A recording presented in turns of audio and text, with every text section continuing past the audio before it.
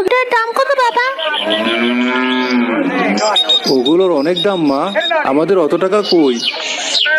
আমরা কি কিছুই কিনবো না বাবা, খালি দেখে দেখে বাড়ি চলে যাবো? আল্লাহ ভরসা মা, দেখি আমাদের সাধ্যের মধ্যে কিছু পাই কিনা। আমার যে অনেক দিনের শখ, নিজের পালা একটা পশু আল্লাহর রাস্তায় কুরবানি দেব।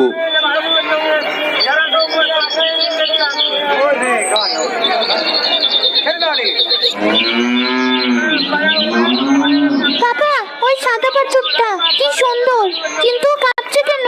ওর কি ঠান্ডা লাগছে? না মা, ভয় আর ক্ষুধায় কাঁপছে। মালিক হয়তো ঠিক মতো খেতে দেয় না, বড্ড দুর্বল। আমরা ওকে বাড়ি নিয়ে যাই বাবা, আমি ওকে অনেক খাওয়াবো, দেখবে ও ঠিক হয়ে যাবে।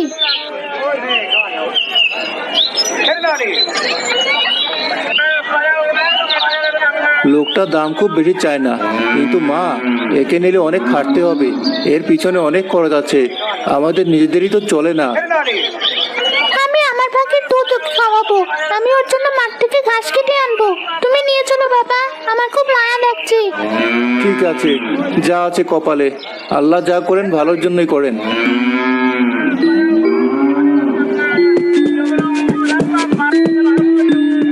তুই ভয় পাস না, আমি তোকে আমাদের বাড়ি নিয়ে যাচ্ছি। তোর নাম দিলাম ধলু, আমার বন্ধু ধলু।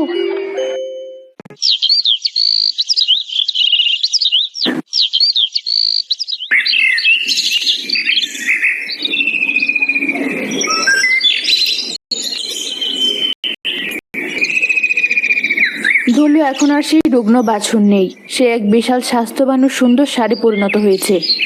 এই যে, ভালো করে গা ধুয়ে নে, নোংরা শরীরে থাকলে অসুখ করবে তো। মা বলেছে পরিষ্কার পরিচ্ছন্নতা ইমানের অঙ্গ। তুই তো আমার বন্ধু, তোকেও তো ইমানদার হতে হবে, তাই না?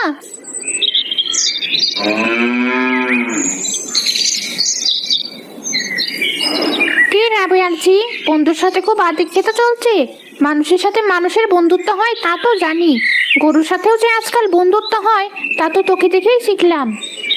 কেন ফুপু, ধলু তো শুধু কথাই বলতে পারে না, আমি যা বলি সব বোঝে। তা তো বুঝবেই, খাওয়ার সময় হলে সবাই সব বোঝে। কানুরুজ্জামান কই? দেখলাম আজকর চেয়ারম্যানের লোক এসে ঘুরে গেল। বুবু আসেন, বসেন, ওর বাবা তো চরের জমিতে গেছে। কেন, চেয়ারম্যানের লোক কি চায়? আর বলো না বোন, আজগর চেয়ারম্যান নাকি এবার 5 লাখ টাকা দামে গরু কোরবানি দেবে, সারা গায়ের মানুষকে দেখিয়ে দেবে। তাই আগে থেকে ভালো গরু খুঁজে বেড়াচ্ছে। তোমাদের এই ধলু তো এখন সবার চোখে, দেখতে তো কম না, রাজার মতো চেহারা। এই গরু বিক্রির জন্য না বুবু, তা আমি জানি, তোমরা তো এটাকে কোরবানি দেবে বলেই পালছো। তবে আমার কথা কি জানো, পেটে খেলে পিঠে সয়।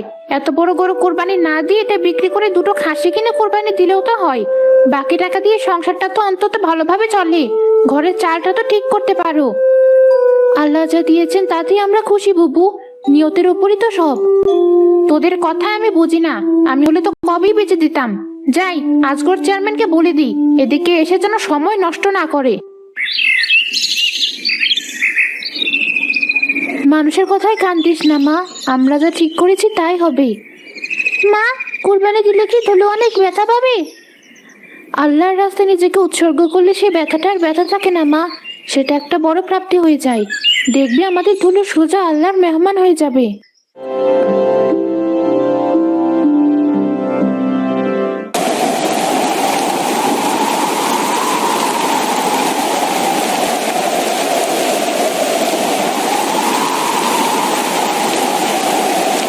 বাবা, আমার খুব শীত করছে, পানি পড়ছে কাঁথার উপর।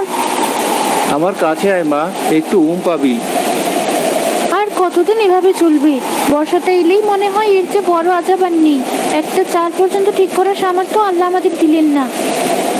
আর বলো না, আর সারাদিন শরীরে রক্ত পানি করেছি, তাতে যা পেয়েছি, চাল কিনবো না ডাল কিনবো। এদিকে টিনের চালটাও ঠিক করা দরকার, কি যে করি। আল্লাহর উপর ভরসা রাখুন, তিনি কোনো না কোনো ব্যবস্থা করবেনই, তিনি তো রিজিকদাতা। ভরসা তো করি রাবেয়া, কিন্তু মেয়ের কষ্ট যা সহ্য হয় না, নিজের না হয় বাদি দিলাম। এই যে চালে ফুটো দিয়ে পানি পড়ছে, মনে হচ্ছে যেন আসমান আমাদের দারিদ্রতা দিয়ে তামাশা করছে।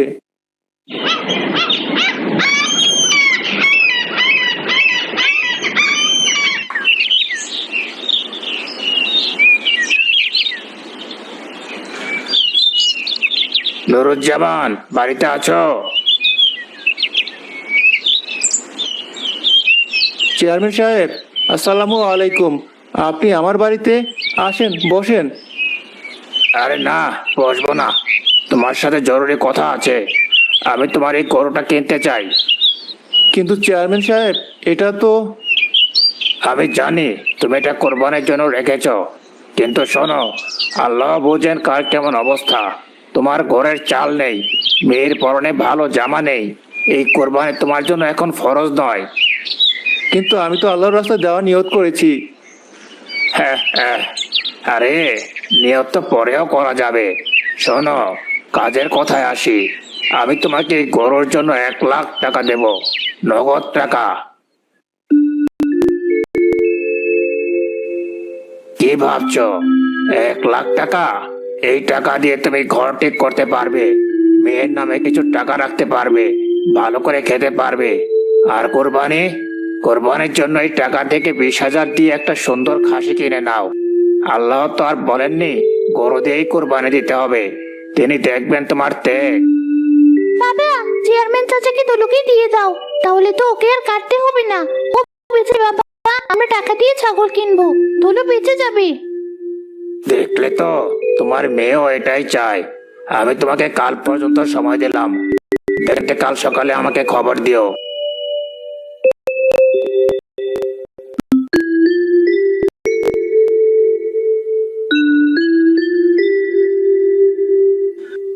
কি হলো? গরুর ব্যবস্থা কিছু হলো? পাশের গ্রামের চৌধুরী সাহেব নাকি এবার এমন গরু কিনেছেন যা এই তল্লাটে কেউ কোনোদিন দেখেনি। আমাদের সম্মানটা তো রাখতে হবে। আরে রাখো তোমার চৌধুরী, আমি এমন গরু পেয়েছি যা দেখতে চৌধুরীর চোখ টেরা হয়ে যাবে। নুরুজ্জামানের বাড়ির সাদা শার্টটা দেখেছো? যেন সাক্ষাৎ রাজপুত্র। ওই গরিব কৃষকের গরু কি আছে না আছে, তার চেয়ে বরং হাট থেকে নামকরা ব্যাপারীর কাছ থেকে কেনো। আরে তুমি বুঝবে না, ওই গরুটার মধ্যে অন্যরকম একটা ব্যাপার আছে। কি মায়াবী চেহারা! ওটা কোরবানি দিলে আমার নামটা আরো বেড়ে যাবে। সবাই বলবে আজগর চেয়ারম্যানের রুচি আলাদা। তা কত দিয়ে কিনছো? 1,00,000 অফার করেছি। বেটা একটু দোটানায় আছে। আরে যাবে কোথায়? অভাবের তাড়নায় কাল সকালেই দৌড়ে আমার কাছে আসবে। ভালো করেছো, তবে আর দেরি করো না। গরুটা যত তাড়াতাড়ি সম্ভব বাড়িতে নিয়ে এসো। পাড়া প্রতিবেশীকে তো দেখাতে হবে। আমি তো সবাইকে দাওয়াত দেওয়ার পরিকল্পনাও শুরু করে দিয়েছি। চিন্তা করো না, কালকের মধ্যেই দোলো আমাদের বাড়ির উঠানে বাঁধা থাকবে।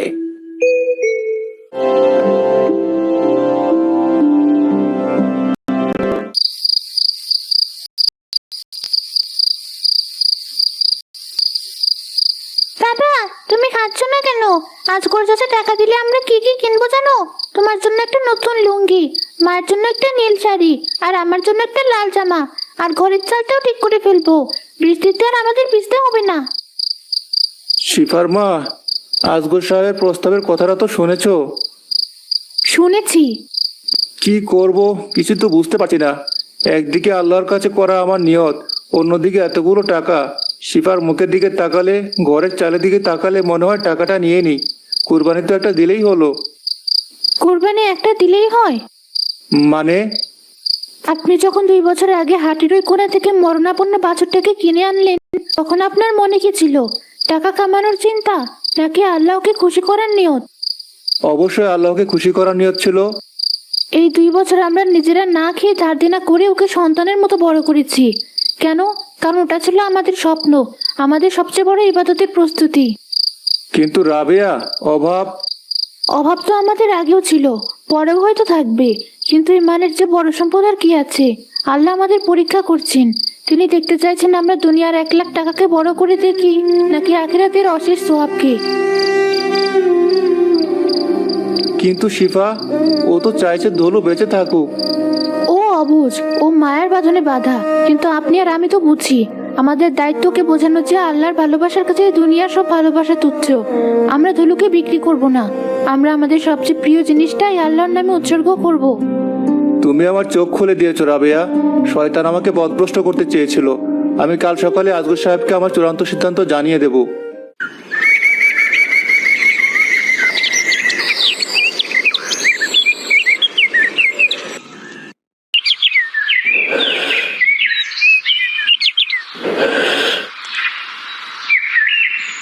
নুরুজ্জামান, এসে গেছো? আমি জানতাম তুমি না এসে পারবে না। টাকার গরমই আলাদা, তাই না? এখন বলো, টাকাটা বাড়িতে পৌঁছে দেব নাকি তুমি আমার সাথে যাবে? চেয়ারম্যান সাহেব, আমাকে মাফ করে দেবেন, আমি আপনার প্রস্তাবে রাজি হতে পারবো না।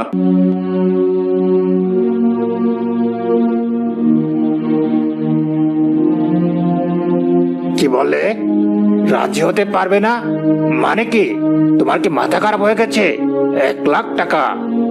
টাকা অনেক সাহেব, কিন্তু আমার নিয়তের দাম তার চেয়েও বেশি। আমি ওটাকে বিক্রির জন্য পালিনি, ওকে আমি আল্লাহর নামে কুরবানি দেব। তুমি একটা আস্ত বোকা, মূর্খ। গরিব আছো, গরিবই